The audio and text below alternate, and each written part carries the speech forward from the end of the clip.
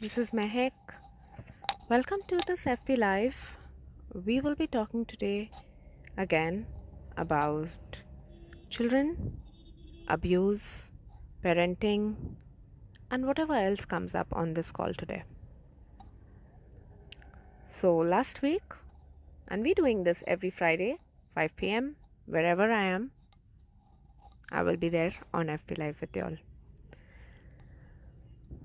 So, last week we did speak about a few things with respect to abuse, what abuse is, what comes into our head when we talk about children abuse, and what are the various things that we hear in our environment about children and the things that they do, and their behavior, how they attract abuse, and a lot more. Today we are going to look at another aspect of it. And when we talk about abuse, whatever that form of abuse is, it is actually the foundation of it, or the seeds of it are sown in the childhood.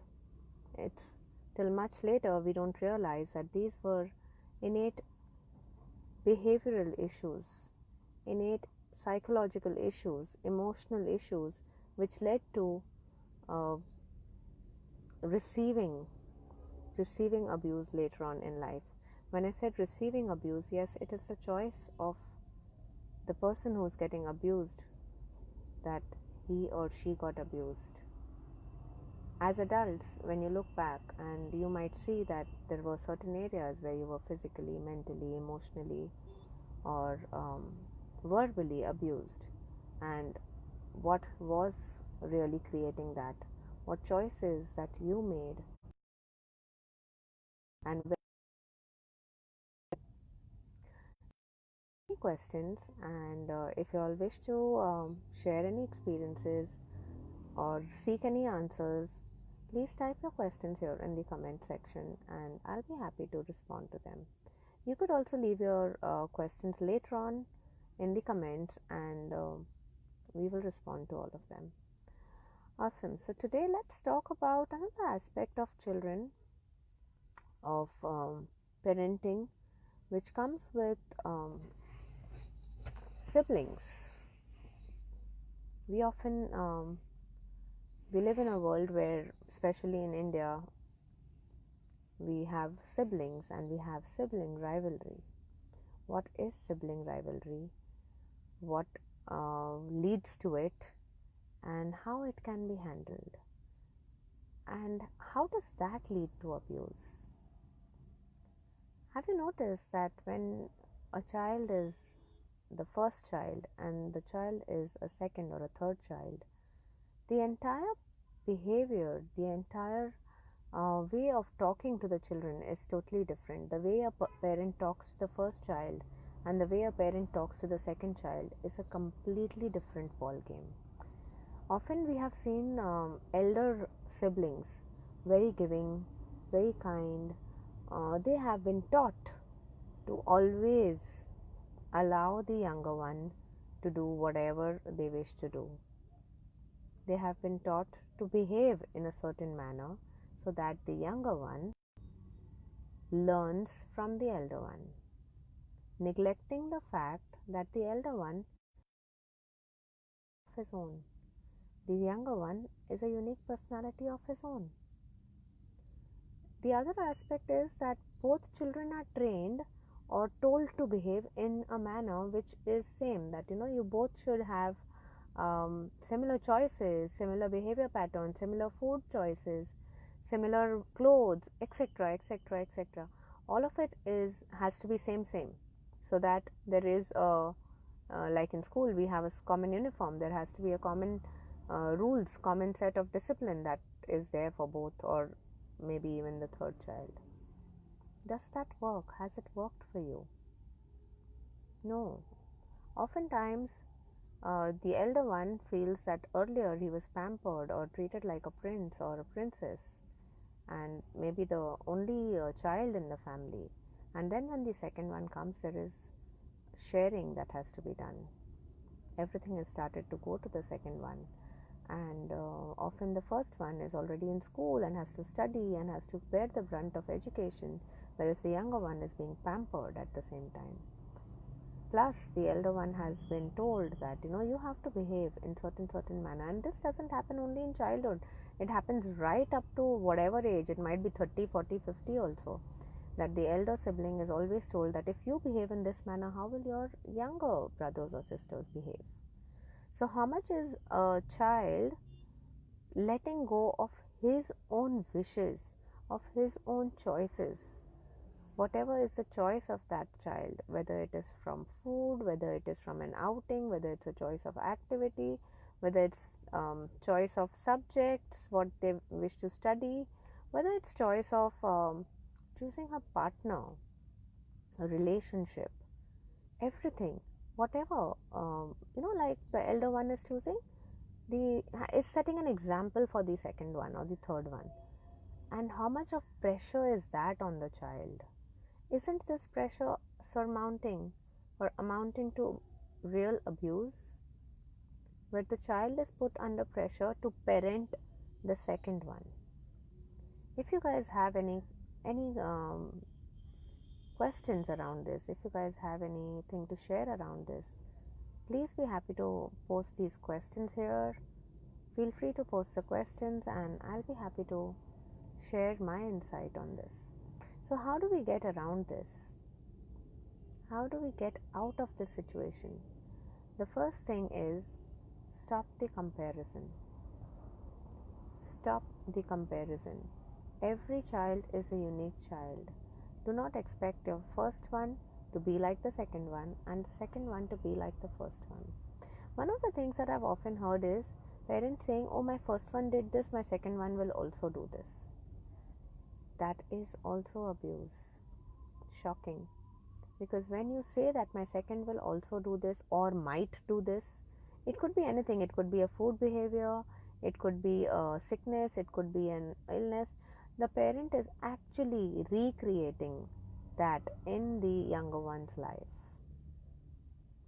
The parent is actually himself recreating it by his thoughts. Everything is created in your thoughts first and then shows up in your reality. So even before the child was born, how much of mimicry the second one is going through, that the second one has to mimic the first one. And both children are being abused. The first one is being abused by putting pressure of making those choices which would be the right choices, per se the right choices for all the other children of the family. Giving up his own choices, giving up his own wishes, having choices with respect to behavior, with education, with relationships, everything. And the second one, having a pressure of mimicking the first one, not willing to see what is the true nature of the second or third child. What are their true wishes? What are their true choices with respect to anything in life? And it's so beautiful that the way we are talking about parenting and so many things these days, we parents still are in a space that we don't know what we should do, how we should go about it, what are the tricks of parenting that will work. And there is a very simple trick that I'm going to give you today. It's so simple that you might have just missed it. It is asking a question. It is looking at each child in their own individualistic space, looking at what will work for each of them. So ask this question: what will work for my elder child? What works for my second child? And it will never be the same. What we try to do is we try to make it equalize. We try to make it equal for both the children, that both the children must be, both or all three should have the same upbringing, same behavior, same provisions, etc., etc. It doesn't work that way. Treat each child as an individual and not as a child, as an adult individual. Talk to the child. Ask him the questions that you would actually ask yourself. That what would you like to be? What would you like to do? What choices would you like to make? And try to accomplish or try to provide them whatever they are choosing. If we try to give things what we are choosing for the children, we will fail because that is not what they are choosing. Allow them to have their individualistic choices. This is a master tool for parenting, that ask a question to the child, what do they like? And yes, children sometimes make demands which are things that we can't do for them. Sometimes it's just not feasible. It's just not the thing that we would like to feel comfortable doing, or we feel that it may not be contributive to the child. So there can be a dialogue, there can be a nice dialogue between the parent and the child, and that dialogue also, each line that the parent says should be a question. We often go into the space of suggestion, instruction, discipline, and that is what we spoke prior to this last week, that parents go into the space of making children wrong for their choices. So here we are going to step 2. 1, do not make them wrong for their choices. Second, keep asking them questions, keep asking them more and more questions, that what is it, what do they wish to do, with whom they wish to do, what activities they wish to go for, where do they wish to go, what are the things that they like, what are the things that they don't like. Keep asking them more and more questions. What are their feelings? If they are throwing a tantrum, what is really happening to them? Are they feeling jealous? Are they feeling scared? Are they feeling excited? What is happening under that? And then take it forth, take that discussion forth. Make them acknowledge that what is truly happening there, what is the feeling that is underlying there, and try to explain to them that this is not what is the truth of the matter. When you start asking questions, and believe it, parents, even if you've not done any class, nothing in parenting, when you just start asking questions, things will start unfolding in their own way. The only question you're not allowed to ask is why. Do not ask them why you did this.